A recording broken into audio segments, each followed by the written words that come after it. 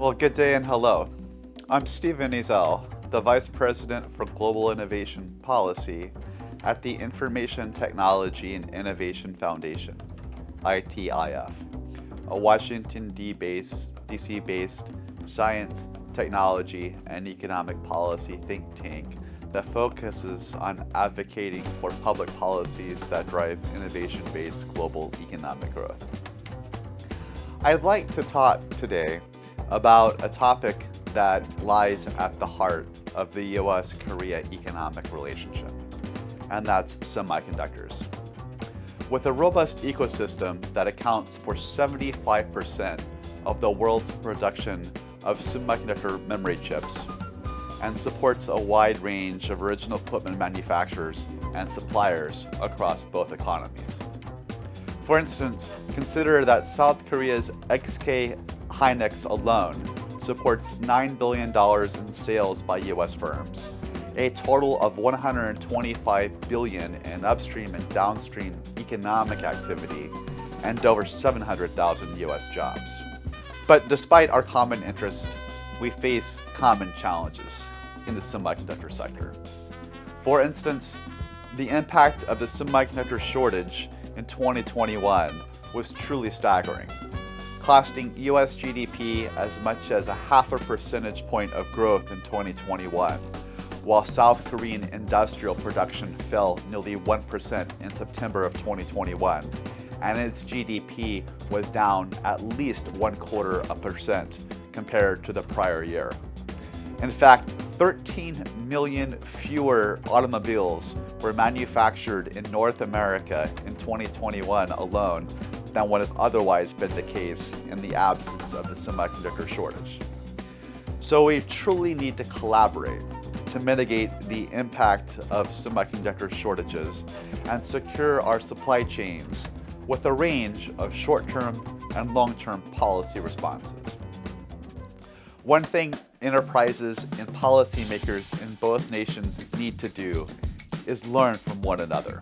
First, with regard to best practices in supply chain management as regards the importance of semiconductors.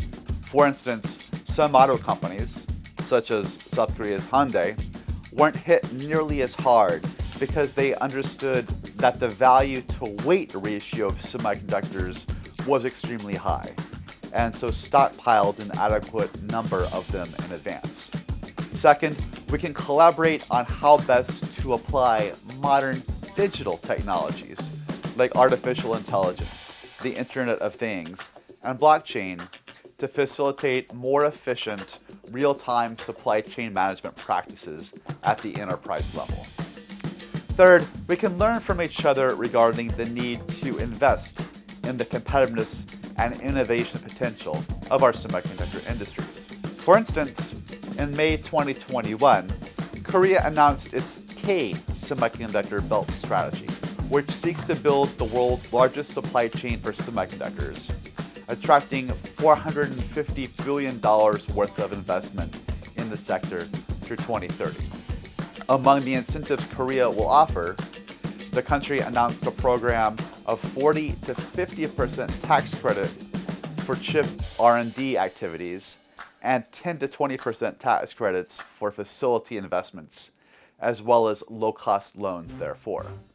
The importance nations like Korea place on their semiconductor industry is why it was important that in June 2022, the United States Congress and Biden administration enacted the $52 billion CHIPS Act, creating helpful incentives to produce semiconductors in America Act, which would provide $39 billion in investment incentives and $12 billion of R&D investment to support this sector.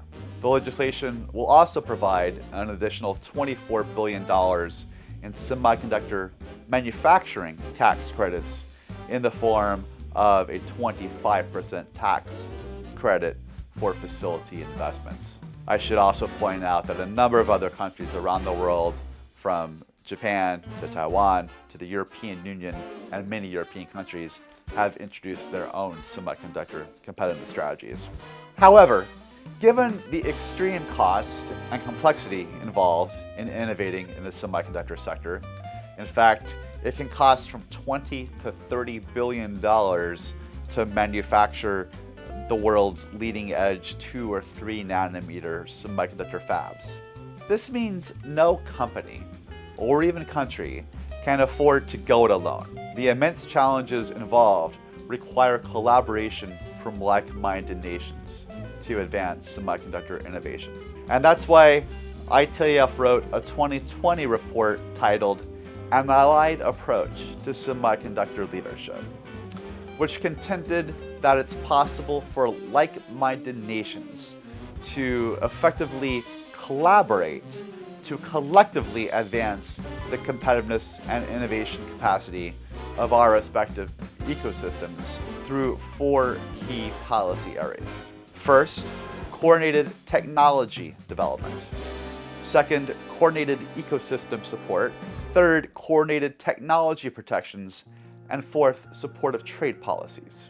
For instance, we can collaborate on R&D efforts to overcome semiconductor engineering challenges as identified in the Semiconductor Research Corporation's decadal plan for semiconductors, such as embedding security features inside the chip, reducing semiconductor chips' power consumption, increasing their computational efficiency, and helping them handle and store large amounts of data. In 2018, the US government released a report on securing US leadership in the sector, which called for the US and like-minded countries to engage in semiconductor moonshots. For instance, today it can cost as much as $2 billion in 2 years with 2,000 engineers to design a new semiconductor chip. How can we apply new digital tools to dramatically reduce the cost, complexity, and length of time required to design a new semiconductor chip? Regarding ecosystem support, we can collaborate on interoperable standards development, especially in areas like 5G, AI, and IoT, as well as on cybersecurity measures to ensure the information integrity of data flowing through semiconductor supply chains. Here, both countries face a severe engineering talent shortage, so we need to invest in more STEM, or science, technology, engineering, and mathematics workers, and the US should make more H-1B visas available to Korean applicants. With regard to technology protection, we can collaborate to align foreign investment review screening practices and export control policies. Here, ITIF has called for the United States to eschew unilateral export controls and to look to set up a semiconductor sector export control regime among like-minded nations that possess indigenous semiconductor production capacity. Finally, we can collaborate on trade policy to better support the industry. For instance, by pursuing an Information Technology Agreement, or ITA-3. The original ITA, launched in 1996, has been called perhaps the WTO's most impactful plurilateral trade agreement by eliminating tariffs on trade in hundreds of information technology products.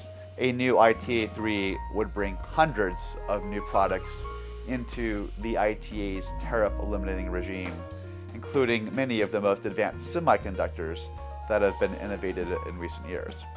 Like-minded countries should also collaborate to maintain the World Trade Organization's e-commerce customs duty moratorium and reform subsidies disciplines at the WTO.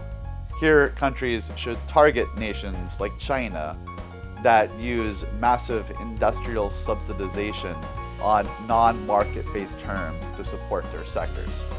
In fact, an OECD study found that from 2014 to 2018, 86% of international subsidies going to the semiconductor sector were coming from China. And these weren't just funds to offset the cost of launching a new fab, of building a fab, providing electricity or land.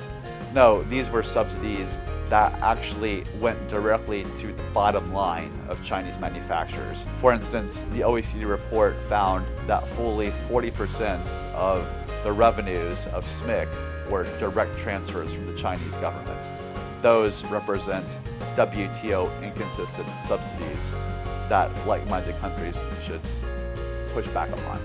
Lastly, we applaud the Biden administration's vision to forge an Indo-Pacific Economic Framework, or IPEF, that would feature a series of broad partnerships across 4 pillars on issues such as supply chains, digital trade rules, clean and fair economy, and really set high standard rules of the road to guide trade and economic exchange across Indo-Pacific nations.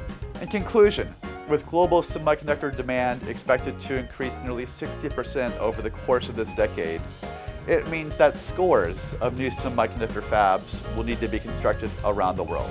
There's plenty of room for us all, but we need to be sure that production throughout the value chain occurs to the maximum extent possible in like-minded techno-democracies, in nations that believe in private enterprise-led, market-based, rules-governed trade.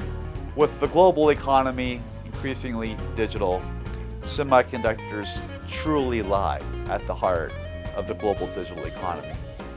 Likewise, semiconductors lie at the heart of the US-Korea economic trade relationship, and we look forward to continuing to collaborate with our like-minded Korean partners to collectively advance the competitiveness of our respective semiconductor industries.